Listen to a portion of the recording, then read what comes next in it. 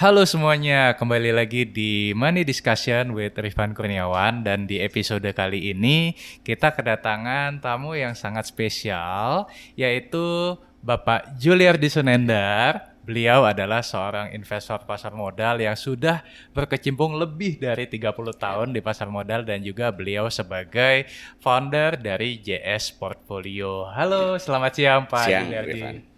Apa kabar Pak? Baik aja. Oke, nah jadi teman-teman di episode kali ini kita akan belajar ya, kita akan sharing juga bersama dengan Pak Juliardi ya mengenai perjalanan beliau di pasar modal selama lebih dari 30 tahun. Nah Pak Juliardi, pertama nih Pak, kan kalau misalkan kebanyakan orang mengenal Bapak sebagai seorang investor nih Pak, tapi boleh nggak diceritain terlebih dahulu latar belakang Bapak sebelum di pasar modal Pak, ada latar belakang pendidikan segala macam. Nah mungkin boleh diceritakan sedikit Pak. Bisa saja saya coba sharing latar belakang saya. Jadi ya seperti biasa lah, kalau udah SMA kan kita masuk universitas. Ya.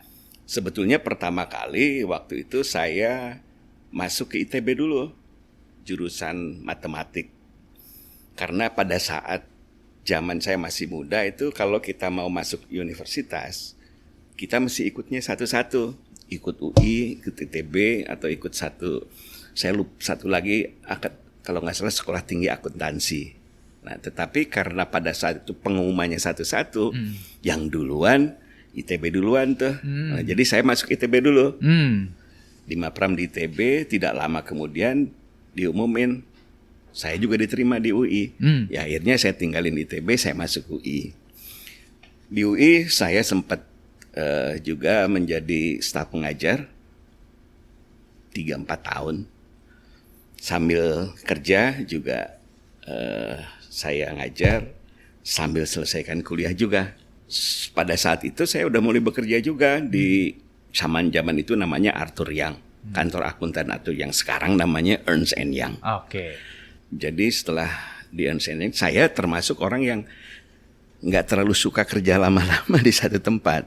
Nah jadi di Ernst & Young saya kerja di kurang lebih 3 tahun. Habis itu saya kerja lagi, tapi saya selalu pilih multinational company. Saya kerja di Total Indonesia, kemudian jadi chief accountant di Johnson & Johnson.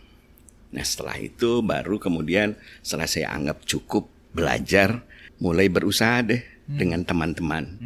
Tetapi fokus usaha saya memang di bidang keuangan. Ada bank, ada finance company, ada securities company, ada asuransi. Tetapi ya sebagaimana kita ketahui tahun 98 terjadi krisis. Dan usaha-usaha yang waktu itu kita bangun harus saya tinggalkan. Nah, setelah itulah kemudian saya mulai fokus di equity investing. Jadi sebetulnya meskipun waktu tahun sebelum 98 saya juga sudah mulai berinvestasi, tetapi pada saat itu kan masih juga bekerja, masih juga memanage perusahaan-perusahaan, jadi masih terlibat dalam kegiatan operasi. Betul. Tapi sejak 98 mungkin 2000 saya fokus di equity investing. Di equity investingnya. Nah, Ya. berbicara mengenai awal mula nih Pak, perjalanan Pak Jul di pasar modal. Nah, boleh cerita nggak Pak, apa yang mengencourage Pak Jul waktu itu untuk memutuskan untuk mulai ke capital market Pak? Oke. Sebetulnya, dan bukan sebetulnya lah, untungnya mungkin saya melewati tahapan di mana saya pernah kerja, kemudian menjadi pemilik dan memanage perusahaan. Jadi saya merasa saya memiliki modal itu untuk juga melakukan equity investing dengan cara pemahaman bahwa sebetulnya apakah kita memiliki perusahaan, mengelola sendiri, atau kita berinvestasi di pasar modal, sebetulnya basisnya sama. Bedanya mungkin dulu saya bikin bank kecil cuma nama 3-4 orang. Tetapi kita sebagai pemegang saham, katakanlah di BRI, cara berpikir kita sama, tetapi kan saya nggak bisa hanya dengan 3-4 orang saja. Betul. Dengan keterbatasan modal itu. Nah di BRI mungkin barengan sama ribuan pemegang saham. Cara berpikir itulah yang mendorong saya untuk masuk fokus di equity investing. Tetapi kelebihannya dengan saya fokus di equity investing itu, kalau zaman kita punya usaha sendiri, kalau ada apa-apa, orang yang paling terakhir keluar dari kantor adalah saya. Waktu di bank, kalau ada permasalahan, yang dimarahin Bank Indonesia adalah saya.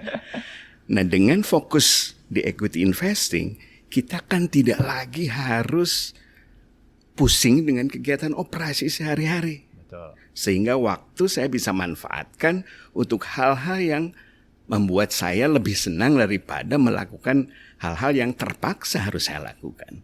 Kurang lebih seperti itu. Oke, menarik banget Pak. Nah, berbicara mengenai pengalaman kan Pak Jul sudah lebih dari 30 tahun Pak. Nah, mungkin boleh di-sharingkan sedikit Pak. Kalau dari kacamata Pak Jul yang sudah melewati lebih dari 3 dekade di pasar modal, sebenarnya apa sih yang paling membedakan antara pasar modal di tahun sekitar 1998-an ya, atau di 2000-an atau sekarang di 2021? Apa Pak kira-kira yang paling membedain Pak? Ya ada beberapa hal. Pertama, bahwa pemahaman masyarakat kita terhadap pasar modal, meskipun mungkin sekarang jumlah pemegang saham sudah meningkat, sebetulnya mungkin masih sangat jauh dibandingkan dengan apa yang seharusnya. Ya. Zaman dulu kan mungkin transaksi hanya 300 miliar, 400 miliar setiap tahun, setiap hari. Hari ini kita udah bicara 10 triliun, 12 triliun, bahkan sempat November itu sampai 30 triliun. Skalanya udah lain. Tetapi kalau kita bandingkan dengan GDP kita, sebetulnya secara persentase masih di bawah 40%-an nih. Kalau Rifan tahu tentang Buffett Indicator, kan berbicara di angkanya udah 160%, 170%. Kita itu masih jauh dari angka 100%. Jadi meskipun secara skala kita sudah meningkat, tetapi kalau kita bandingkan dengan potensi yang ada masih sangat jauh. Yang keduanya masalah informasi. Pada saat itu informasi sangat susah untuk kita temukan. Saya mesti datang ke kantor perusahaannya itu sendiri, atau mungkin saya mendapatkan annual report dari securities company kalau saya mau mendapatkan informasi. Sekarang ini kan dengan adanya internet, split second kita sudah mendapatkan informasi yang kurang lebih cukup untuk kita tahu apakah pantas kita beli perusahaan ini di harga yang katakanlah terjadi di pasar.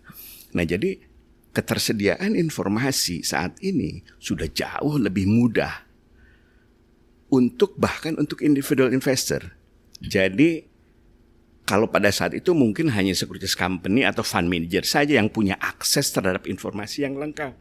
Sekarang individual investor memiliki kesempatan yang sama. Sehingga cara bertarung dengan mereka pun tidak boleh kita katakan bahwa ya dia kan informasinya jauh lebih banyak. Kita tetap memiliki kesempatan yang sama untuk mendapatkan informasi, meskipun mungkin cara pemahamannya bisa lain gitu. Nah, di satu sisi dengan keterbatasan informasi pada saat itu, buat mereka yang mau lebih rajin melihat informasi, dengan mudah menemukan terjadinya distorsi di pasar antara harga sama value. Kalau sekarang ini karena informasi begitu cepat, begitu banyak, mungkin peluang itu semakin lama semakin kecil. Tetapi tetap ada. Karena yang saya sampaikan tadi, bahkan kalaupun kita mendapatkan informasi yang sama, di hari yang sama, respon kita bisa sangat berbeda. Jadi tetap meskipun informasi itu dengan mudah kita dapatkan, kita masih memiliki peluang gitu. Nah itu juga yang sebenarnya pengen saya tanyakan Pak Jul mengenai arus informasi. Nah tadi Pak Jul juga sudah sampaikan bahwa di tahun 2021 ini arus informasi begitu cepatnya. Nah menurut Pak Jul sendiri, apakah dengan derasnya arus informasi ini masih memberikan peluang bagi individual investor untuk mencari saham-saham yang salah harga? Yang tadi saya sampaikan gitu.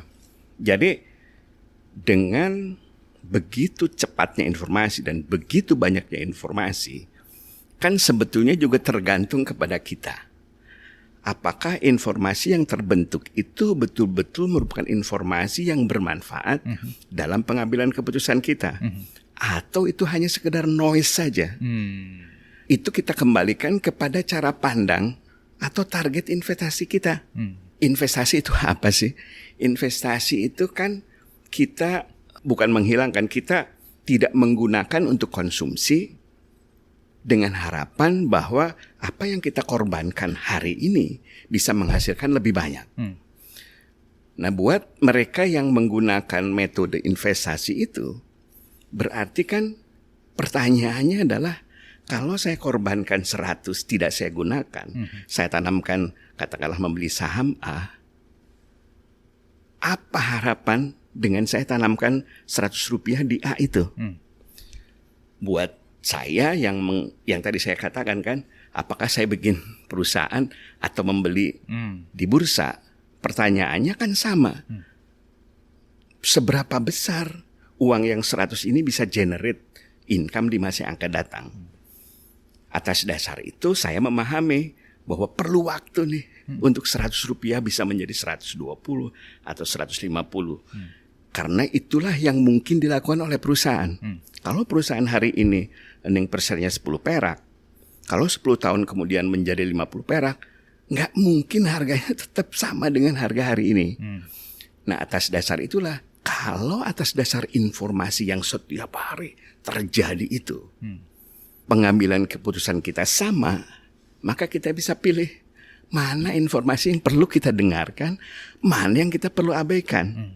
Tetapi buat mereka yang terdorong untuk membeli hari ini dengan harapan bahwa dia bisa jual besok atau jual minggu depan, tentu saja informasi yang terbentuk itu menjadi sangat relevan untuk mereka perhatikan.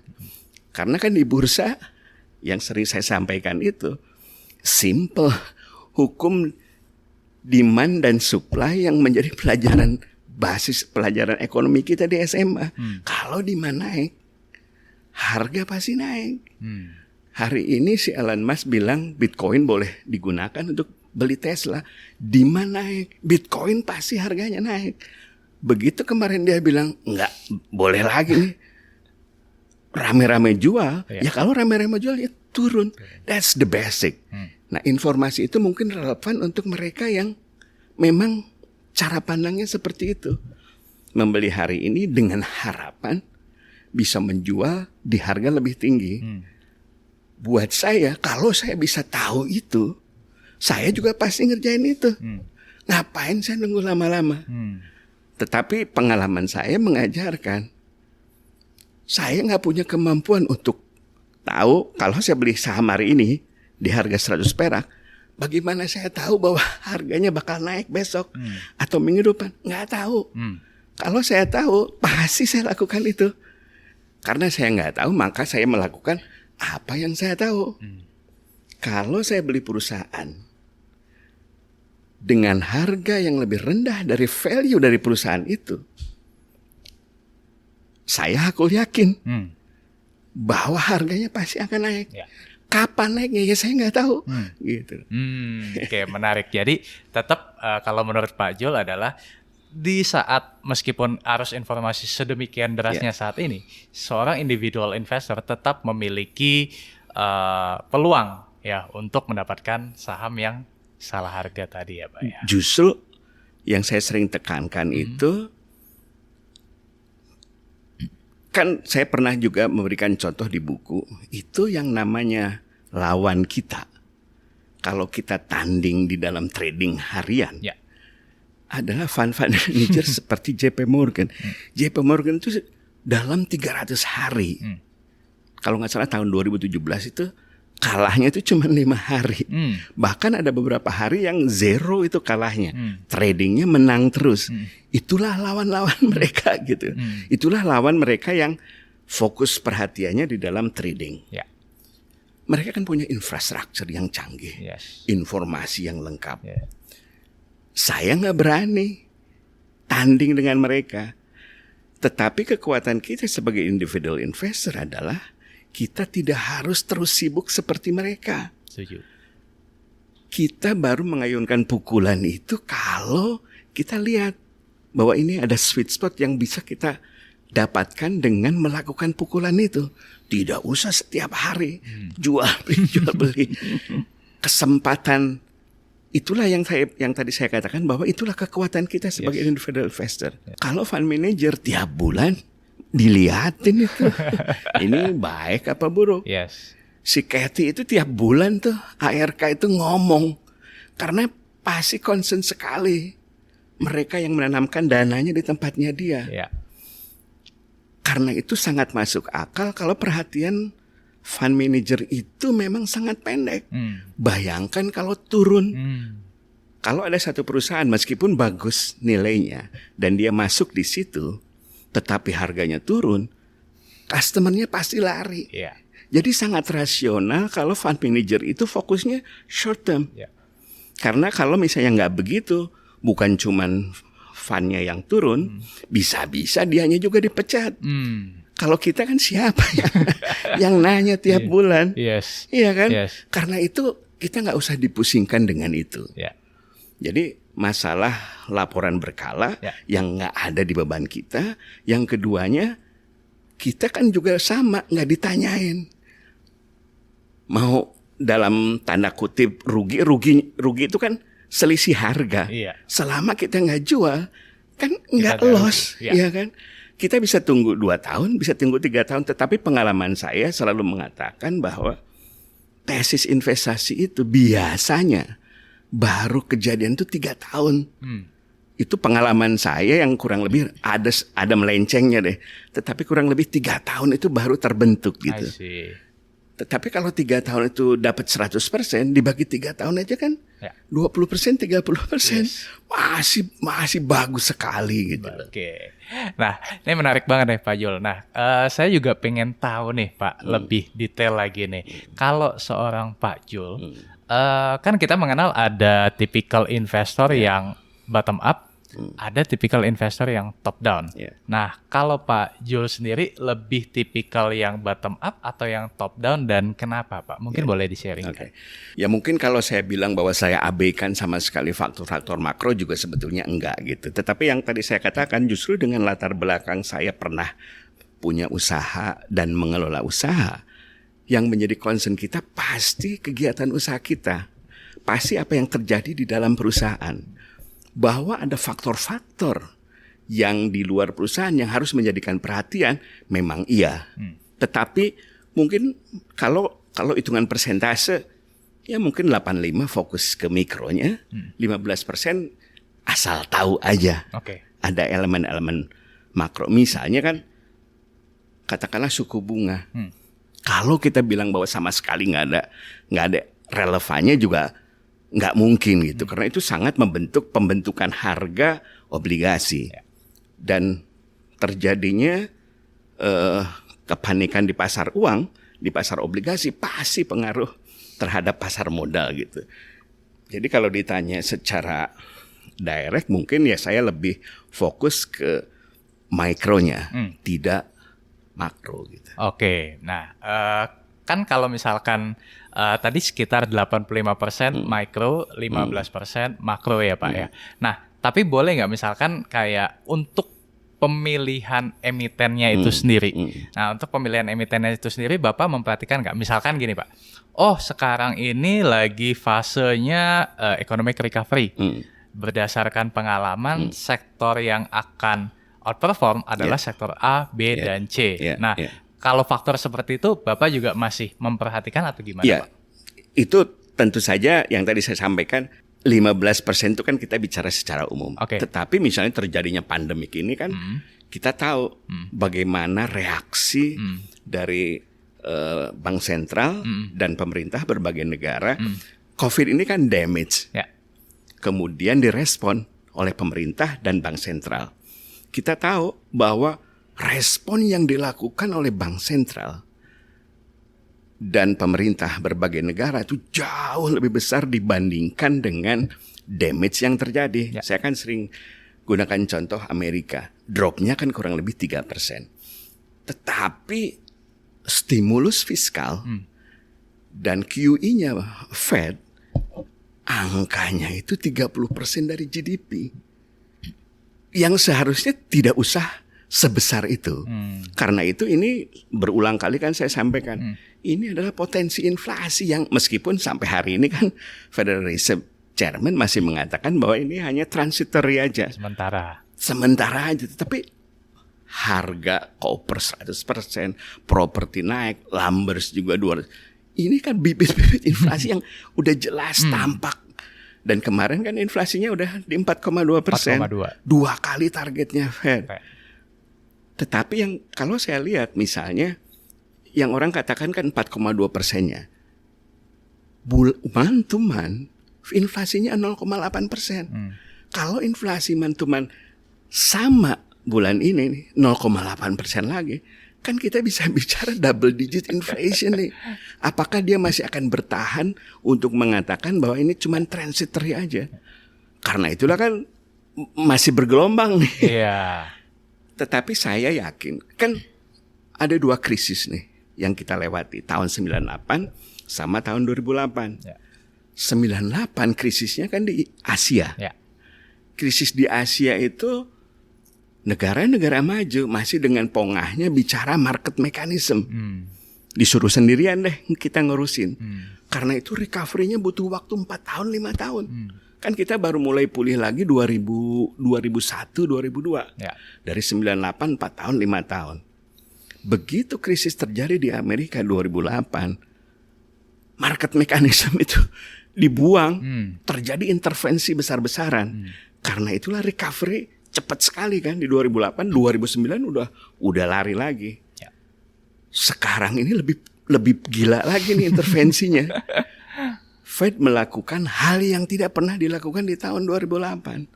Dia udah masuk ke pasar beli obligasi, bukan cuma obligasi pemerintah, beli obligasi perusahaan. Nah jadi ini recovery-nya bukan dalam setahun, 3 bulan, 6 bulan.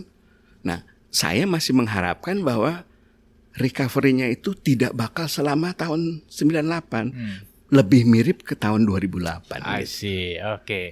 Nah, Pak, kan tadi juga Bapak mengatakan bahwa kalau dari perspektif mikronya itu kan lebih mendominasi. Nah, kalau mikro itu kan kita bisa bagi lagi tuh Pak. Ada faktor kuantitatif, seperti misalkan pencetakan laba rugi, balance sheet dan lain sebagainya, dan juga faktor kualitatif seperti misalkan gizi, kemudian manajemen dan lain sebagainya. Nah, kalau menurut Pak Jul sendiri, mana yang lebih penting? Apakah kuantitatif atau kualitatif atau keduanya ini saling berhubungan atau gimana? Kalau menurut saya mungkin balik lagi karena saya termasuk mungkin yang agak males juga untuk ngeliatin terlalu dalam masalah kualitas. Tapi masalah kualitas ini mungkin juga kita ada jalan pintasnya. Misalnya kita lihat ini dulu pernah manajemen atau pemiliknya itu pernah bikin perusahaan apa. Jadi itu jalan pintas yang biasa saya gunakan. Karena saya mungkin lebih fokusnya ke masalah kuantitatif. Gitu loh. Karena dengan kuantitatif itu kurang lebih juga saya bisa baca lah. Ini mana yang nakal, mana yang biasa-biasa aja atau mana yang bagus. Gitu. Berarti lebih ke kuantitatif ya Pak ya. Nah Pak Jul kan juga selain investasi di pasar modal Indonesia, Pak Jul juga investasi di bursa luar juga ya Pak, seperti misalkan US, Europe juga ya Pak ya. Nah, boleh diceritain nggak Pak, apa alasan Pak Jul untuk berinvestasi di multi bursa dan kenapa tidak hanya fokus di pasar modal Indonesia saja? Ada alasan khususnya nggak Pak? Ya saya kira ada beberapa faktor yang membuat saya melakukan diversifikasi seperti itu. Yang pertama, tadi saya sudah sampaikan bahwa informasi di bursa kita pada saat ya kita bicara 10 tahun, 20 tahun yang lalu mungkin nggak sebanyak informasi saat ini. Sementara kalau di luar, informasi sudah demikian lengkapnya dan dengan demikian mudahnya kita bisa dapatkan. Nah sekarang mungkin di Indonesia sudah mulai ke arah sana. Tetapi dari segi skala market cap kita sekarang ini meskipun sudah naik luar biasa, kan market cap-nya masih sekitar 500 miliar, 600 miliar dolar. Di Amerika, Amazon aja kita bicara satu perusahaan 1,6 triliun dolar. Microsoft juga mungkin sebesar Apple, sebesar segituan. Jadi dari segi skala itu di luar kita bisa mendapatkan lebih banyak pilihan. Oke. Kan Warren Buffett pernah mengatakan kalau kita itu harus rajin untuk membalikan batu, untuk menemukan hidden gem. Nah kalau batu itu cuma 100 kita bolak-balik, kan paling ketemunya 3 biji, 4 biji. Tetapi kalau batunya 2000, lebih banyak lagi peluang kita mendapatkan itu. Dari segi diversifikasi, meskipun dalam periode-periode tertentu, mungkin kalau Wall Street naik, Eropa juga naik, BEJ juga ikutan, tapi tidak selalu seperti itu. Nah, adanya peluang itu kita bisa manfaatkan pada saat pasar lagi seneng, harganya naik, melebihi value yang kita anggap tepat. Mungkin kita bisa jual dan kemudian kita bisa gunakan dana itu untuk berinvestasi di pasar yang sedang ditinggalkan. I see. Tetapi lebih dari itu, faktor yang paling krusial adalah apa yang terjadi sampai tahun 98 itu. Zaman Orde Baru, kan dolar rupiah itu meskipun tidak dikatakan dipeg, istilahnya itu didepresiasikan secara bertahap. Bayangkan harga $1 yang tadinya 2.000 perak tiba-tiba menjadi 15.000. Dan sampai sekarang saya masih belum lihat nih pemerintah kita itu bisa manage stabilitas rupiah, dolar terhadap rupiah. Kalau kita bicara 5 tahun yang lalu aja, nggak usah kita bicara 98. Bursa kita itu udah naik 40%. Tetapi 5 tahun yang lalu $1 masih 10.000 perak. Hari ini udah 14.000. Udah 40%. Hilang semua tuh keuntungan itu. Kan kalau kita ngirim anak sekolah, katakanlah keluar, meskipun kurs tuition fee-nya tetap, tetapi begitu diterjemahkan dalam rupiah, naik 40%. Atas dasar itulah kenapa selama pemerintah kita masih belum bisa memperlakukan mata uang kita sebagai denominasi investasi yang stabil, kalau menurut saya penting sekali untuk mengalokasikan dana kita juga berinvestasi di perusahaan-perusahaan di luar yang denominasinya bukan rupiah. Kita pergi keluar, kurs hotelnya mungkin tetap saja $200, $600. $200 waktu itu kan 400.000. Sekarang 3 juta.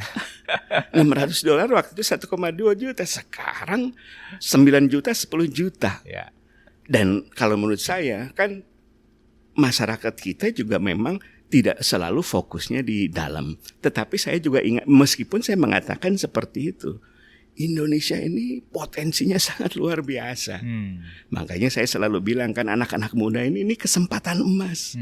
Sama seperti peluang yang ditawarkan ke Buffett waktu dia masih umur 20, tahun 50, waktu dia mulai masuk di bursa.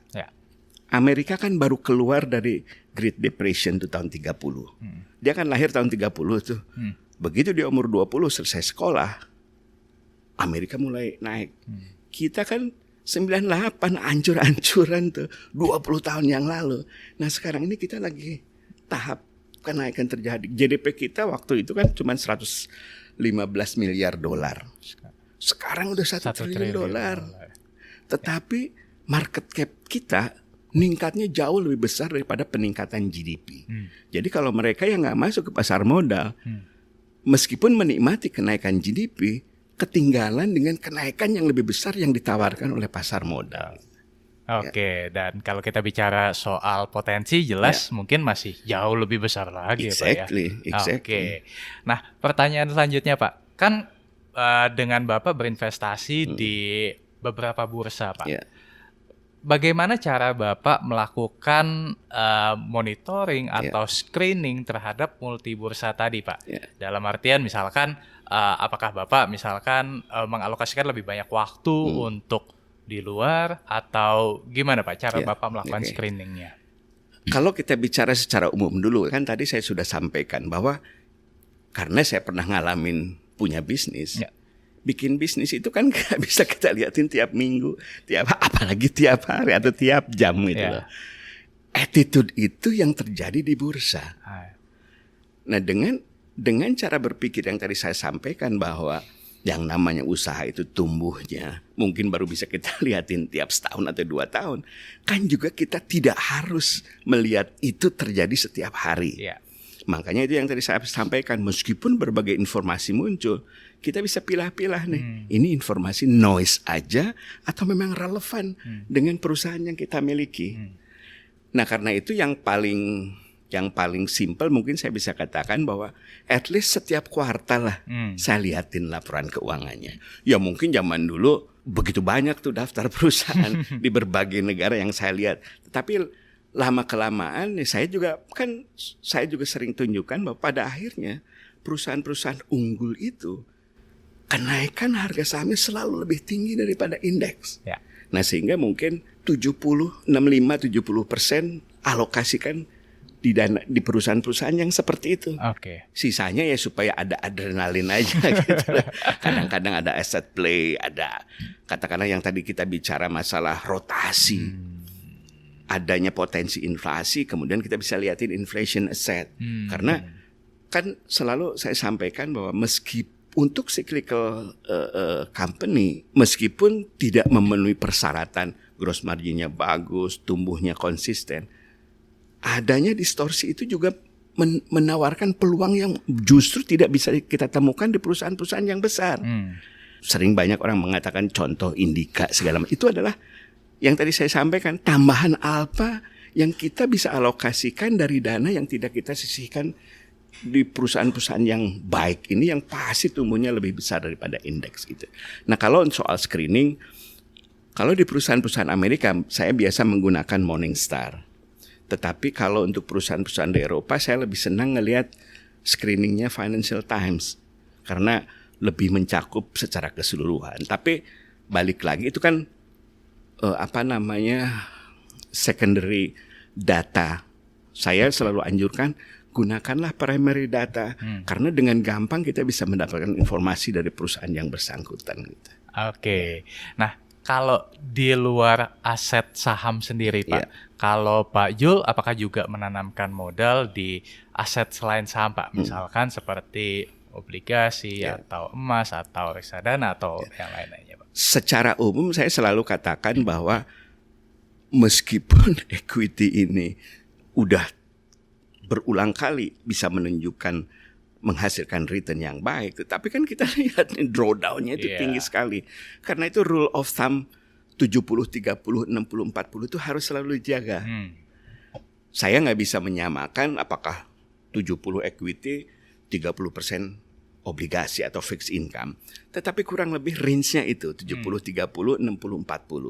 Nah di dalam komponen 30 atau 40 ini kan ada juga komponen dividen dari high yield company, apalagi sekarang nih di Indonesia. Makanya saya bilang nih, buat orang yang bilang bahwa bulan Mei ini waktunya jual dan kemudian go away, justru ini kesempatan karena penurunan harga di BEI ini membuat semakin banyak yang dividen yieldnya udah di atas deposito.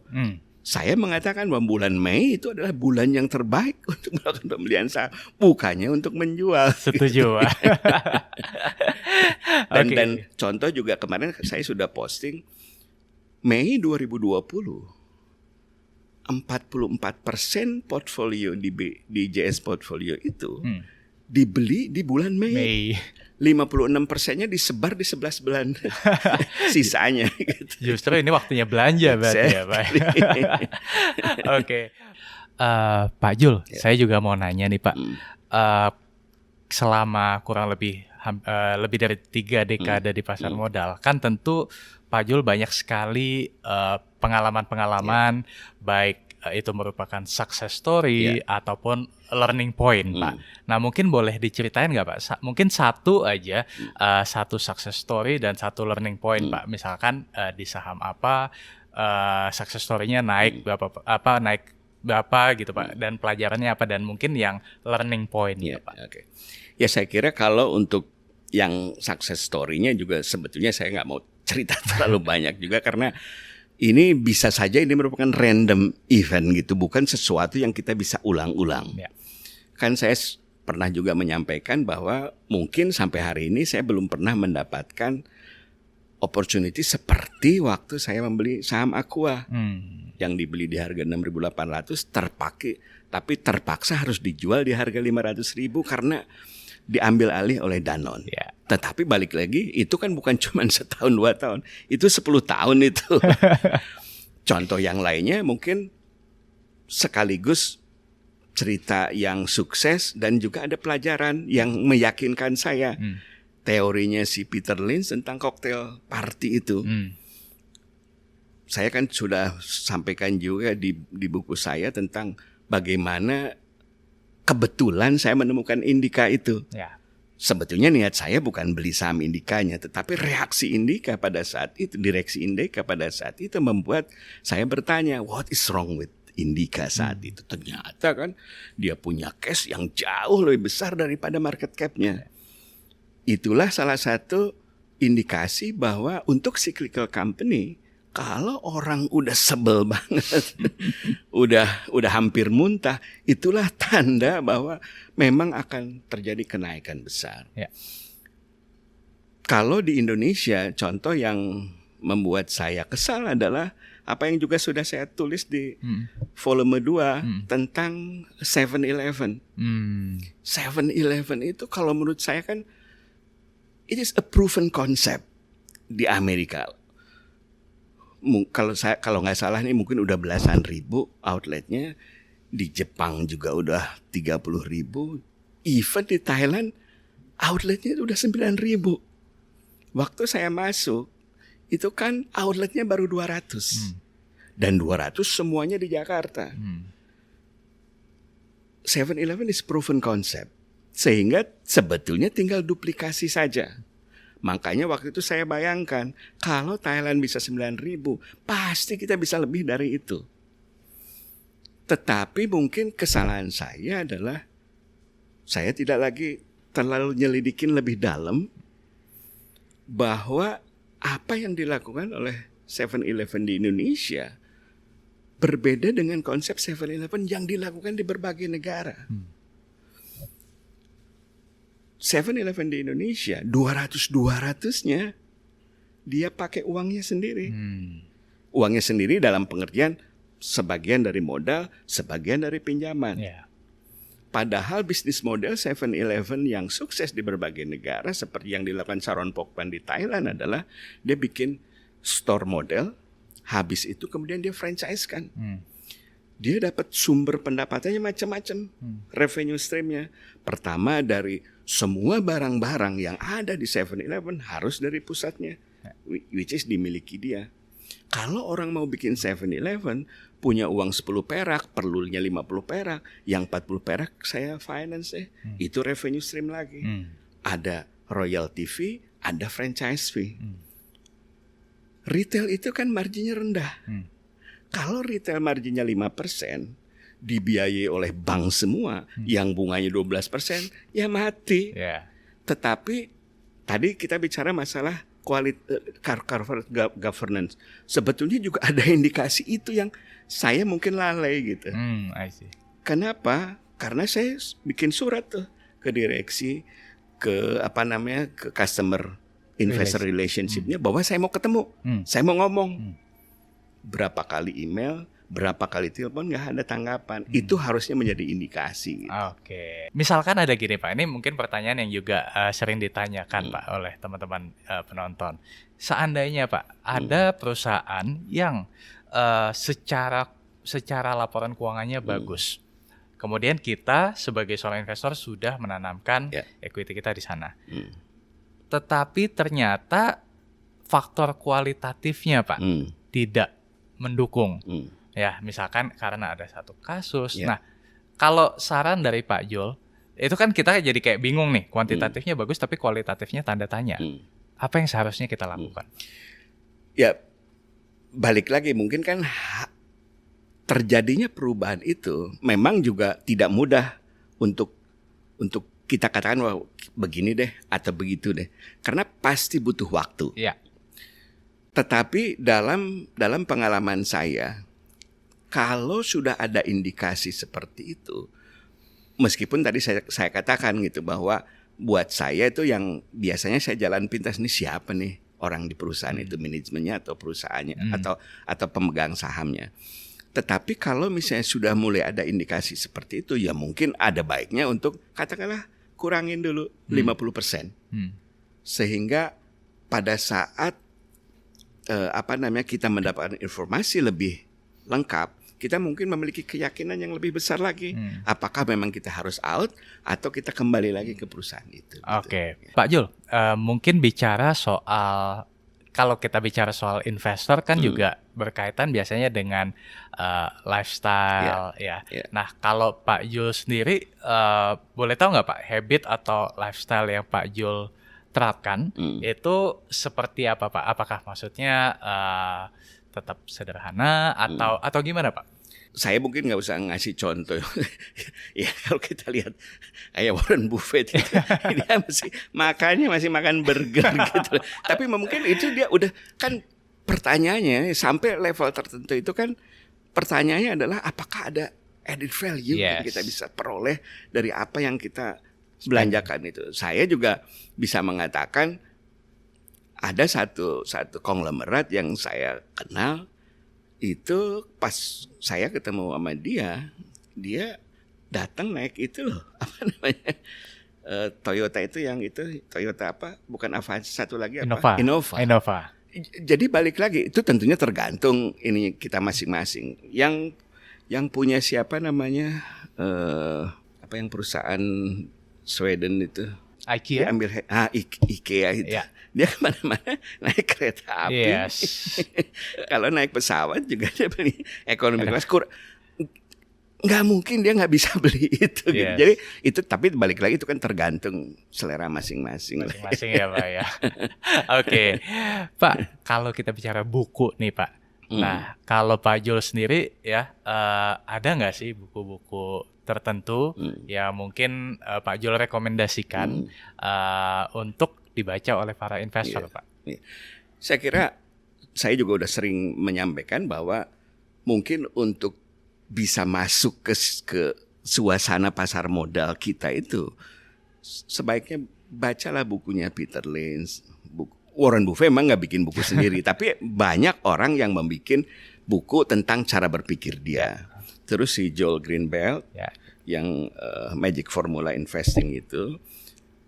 Kemudian yang kemarin saya sering singgung juga si Joel Tillinghast, fund manajernya Fidelity, sampai sekarang dia masih fund manager. Dan itu mungkin cocok buat perusahaan, buat investor kita, karena dia fokusnya itu di small cap. Dan selain itu mungkin juga akan sangat bermanfaat untuk setiap tahun kan si Buffett bikin letter to shareholders yang merupakan bagian dari Berkshire Hathaway Report. Itu kalau di kita kan annual reportnya banyak kan foto direksi, foto manajemennya dengan berbagai macam gaya deh, dan banyak tulisan CSR lah macam-macam gitu. Bisa 1000 halaman. Buffett itu satu foto pun nggak ada gitu loh. Itu isinya itu beneran ilmu gitu loh. Baik tentang apa yang dulu dia lakukan maupun tentang apa yang sekarang dia hadapi gitu. Oke. Nah, ini mungkin pertanyaan terakhir Pak Jul. Kan kita tahu bahwa tahun 2020 kemarin berdasarkan data kenaikan investor itu kurang lebih sekitar 40%, Pak. Jadi kenaikannya memang cukup signifikan. Nah, ada nggak investment advice yang mungkin Pak Jul bisa berikan ke teman-teman investor yang mungkin masih pemula, Pak, mengenai persiapan untuk menghadapi pasar modal ini, Pak? Ya, saya kira juga yang sering disampaikan si Peter Lynch itu, saham itu bukan tiket lotre, ya kan? Tetapi kan kalau kita yang ngomong, mungkin didengar, mungkin enggak. Jadi kalau menurut saya, ya kerjakan apa yang mungkin mereka pahami dulu. Dan kalau sudah kebentur terjadi, itu pasti mereka bisa lebih pahami bahwa di balik lembaran saham itu memang ada kinerja perusahaan. Nah cuman bandingannya kan sama seperti yang juga sering saya sampaikan. Rifan bikin perusahaan ini mungkin 1-2 orang udah jadi. Tetapi kalau begitu perusahaan ini Rifan go public kan cara berpikir orang yang berada di luar ruangan ini bisa berbeda. Di sini Rifan nggak pernah nanya minggu depan kalau gua jual harganya berapa, lu mau beli berapa nih saham gua. Tetapi begitu di go public kan cara berpikir menjadi berbeda. Yeah. Saya tidak mengatakan itu sayangnya, karena gimana pun kan terjadinya pergerakan harga di bursa. Yang digerakkan oleh pemain-pemain di bursa ini menjadi referensi untuk kita. Tetapi juga harus diingat bahwa ini industri yang besar. Sehingga menarik perhatian banyak orang dan apapun yang bisa dilakukan, dimanfaatkan. Tadi kan kita udah bicara, kalau kita bicara dulu 400 miliar, sekarang 15 triliun setiap hari. Berapa tuh perputaran setiap tahun? Kaliin berapa persen itu? Jadi banyak sekali memang cara-cara yang dilakukan untuk membuat terjadinya transaksi ini bisa bergerak dengan cepat. Oke. Ini kita bukan cuma bicara di Indonesia, di dunia juga begitu gitu. Nah, sekarang kan pilihan kita balik lagi kepada kita. Mau pilih cara yang mana? Ya. Buat saya kalau saya beli hari ini dan kemudian saya mengharapkan harganya besok naik atau minggu depan naik, udah nggak ada bedanya sama gambling. Dan kalau mau gambling kan banyak tempat yang lebih menarik untuk kita lihat daripada ngeliatin screen gitu. Betul. Tetapi saya mengatakan itu kan juga, ya saya pernah ngelewatin proses yang sama. Mungkin makanya yang tadi saya bilang, mungkin advice-nya buat yang baru-baru ini ya kerjakanlah apa yang menurut keyakinan mereka. Tetapi saya yakin pasti mereka ketemu setelah 2 tahun, 3 tahun mana yang cocok buat mereka gitu. Apa yang cocok buat saya kan belum tentu cocok sama mereka gitu. Oke, teman-teman investor, itu tadi diskusi kita ya bersama dengan Pak Juliardi Sunendar. Moga-mogaan banyak insight yang bisa kalian petik. Nah, terakhir nih Pak Jul, kalau misalkan teman-teman investor juga pengen kontak ke Pak Jul, mungkin boleh di-share sosial medianya Pak, buat mereka kontak ke Pak Jul ke mana Pak? Ya bisa lewat Instagram saya, nama saya Juliardi Sunendar, atau ke email idesahamku@gmail.com. idesahamku@gmail.com. Oke, thank you Pak Jul buat waktunya. Yeah. Oke, teman-teman investor, itu tadi pembahasan kita, semoga bermanfaat dan sampai ketemu lagi di episode berikutnya. Sampai jumpa. Thank you Pak Jul. Terima kasih.